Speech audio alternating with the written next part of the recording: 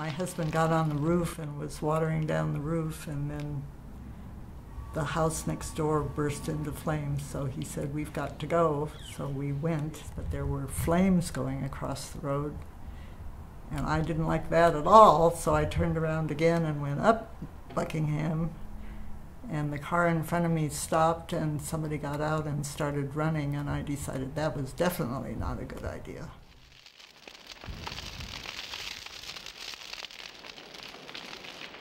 My friend was driving, and we got in, and there was no markers, and it was really hard because all the houses were gone and the street signs were burnt out, and it was like following a map, and I was telling him, turn left here, turn right here. We got here, and you had to come in. It was like I had to see the corpse.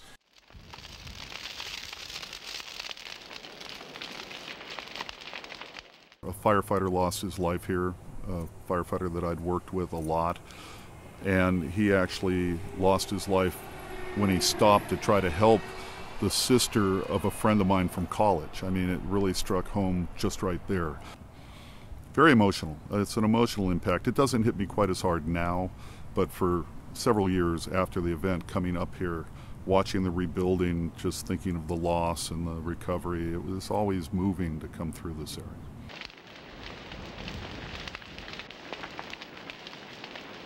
I had resigned to the fact that the house was gone.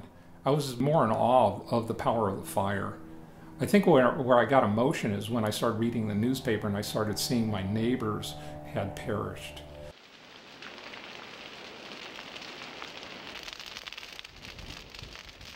We found a woman who had been killed by the fire, and her dog was standing over her at Charing Cross and Tunnel Road. She had her hands up like the heat of the fire had just hit her.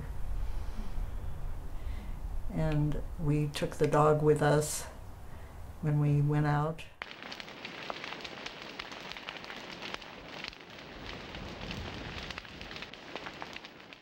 We may have lost a scrapbook or a photo or two, but our history is still in our heads, and that's where it has the most importance, and that's one of the things that you don't have any recourse but to look inside your own memory once you've lost all the stuff that might be related to it.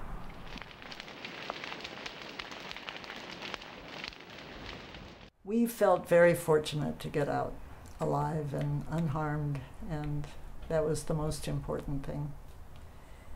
All our possessions could be replaced, but not our lives.